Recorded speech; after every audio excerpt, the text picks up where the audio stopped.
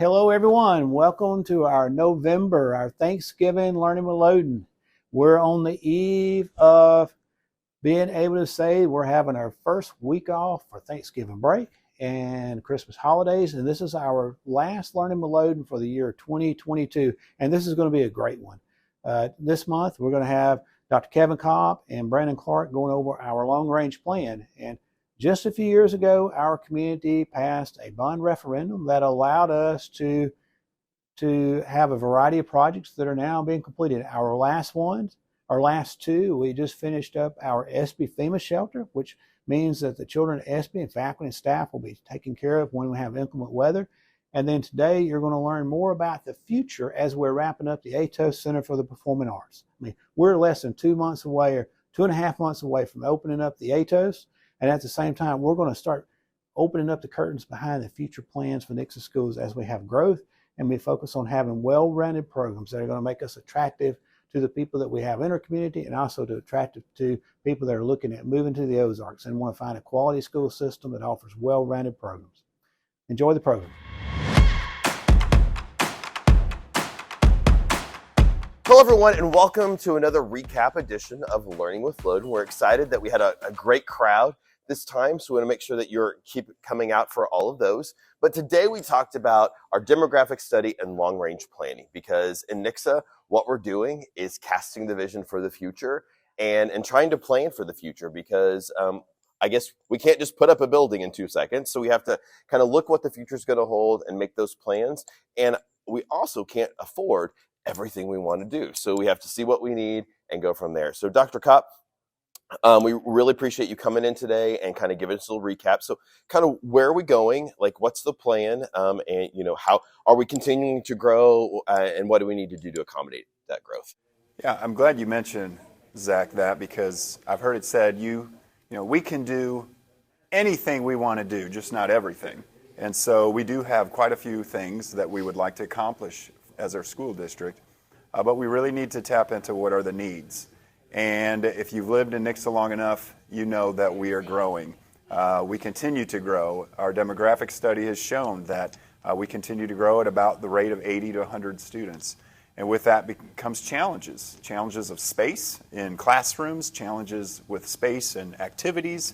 And so we need to figure out ways that we can best support our students by meeting those challenges. So I guess with that, what you're doing is you're kind of looking at what Nixa is going to look like over the next 5, 10, 15, 20 years and kind of developing the building plans and how those buildings need to look to accommodate not only our current growth, but growth in the future. I mean, I guess we'd hate to add on to a building and then be like, oh, we needed to have the wing the other way to add on more classrooms. So just trying to cast that long-term vision to whatever decision we make is a good one.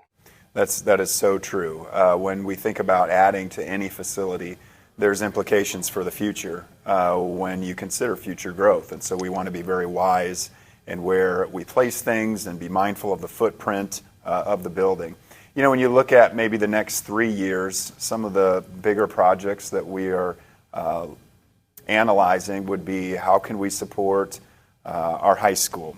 How can we support our junior high? And also High Point. High Point right now has 2 trailers. We have students that are using the trailers. No one wants a trailer. We understand that.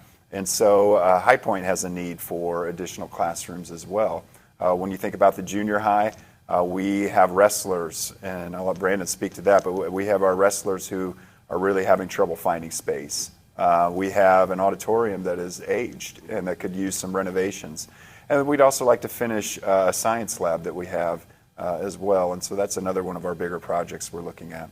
And then our high school, there's multiple things. We were able to purchase 38 acres and really starting to design and imagine what that could be.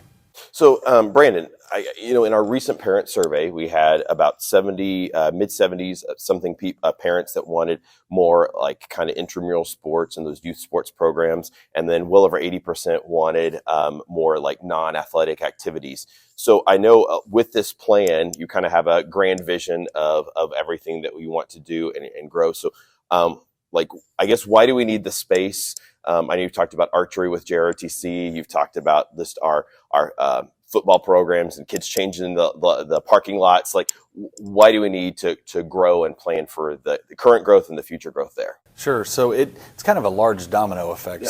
So you start with something simple at the high school, for instance. We need parking. We're short on parking. You've been to a game on a Yes, Friday night, yes. like just or basketball games, Yes, or theater and performance, then just even during the day, parking our own students. So right now we have about 200 spot gravel lot that students can park in.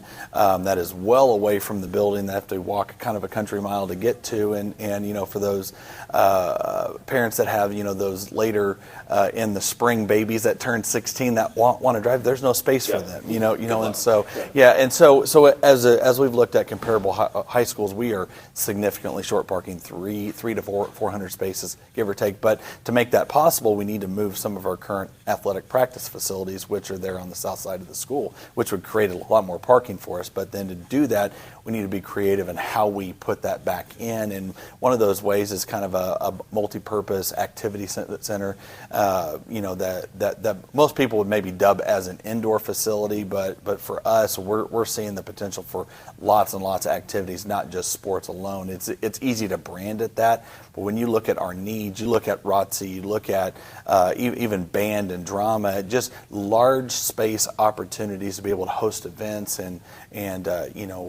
practice things. And just educate the kids. Yes, like, correct. We need those educational spaces. We do, because I look at a program like JROTC and the NITs, but when they shoot archery, they sit 30 to 40 kids out in the hallway because for safety reasons they've got to shoot in the classroom, and those kids just have to sit in the hallway. When they do their PT training, they have to use the hallways and they have to use the commons because there's no gym space available, because most people think, oh, you've got 2 gyms.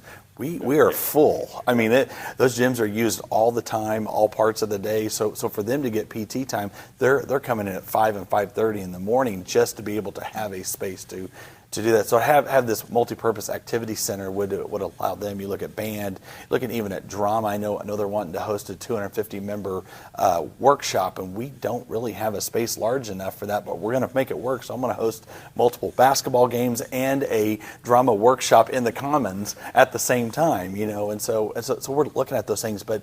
You look at banquets, you look at band and football and other large groups to be able to have a place to come, the community to come to use. We don't really have a large event center in Nixa, so to be able to partner with the community, I think this is a vision bigger than just sports. Right. And that's what we're trying to make sure people understand, because as community members have talked to me about it and I kind of explain it to them, they go, well, that makes perfect sense. We need space. I think that's the biggest thing.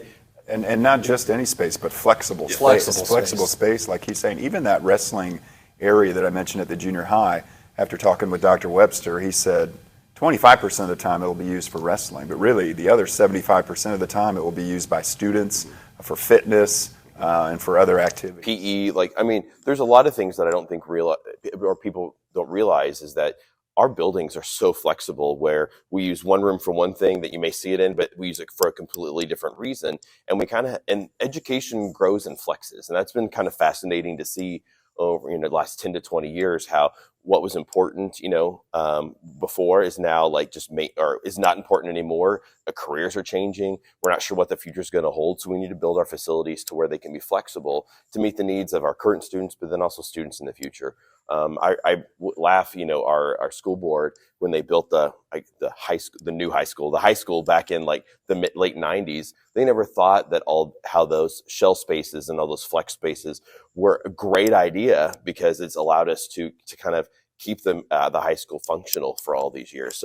So Dr. Kopp, I know that that we're not growing all in one spot. Like, it's not one particular grade; it's kind of spread out. How is that helping us plan for the future growth and kind of not having to rush anything across the district? Yeah, Zach, it's really about staying one step ahead. Yeah. And if we can meet a need at one particular area, then we can start looking at the other. I know one thing that probably is on the public's mind is, what about traffic? Mm-hmm. We do have areas throughout the school district. There's never any traffic around our building. As the city grows, we are going to have some traffic congestion, and we'll have to look at the best ways that we can meet that need as a school district. And so hopefully our long-range plan will address a little bit of that as well. SB looking at a potential new road for their car line. and then maybe a traffic solution at JTSD as well. And I know as we look at all of these things, there's only so many dollars to go around. And so that's why when you're developing these plans, we're looking at the needs. And one of the big needs, I guess, that we're talking about is also just upkeep of the buildings.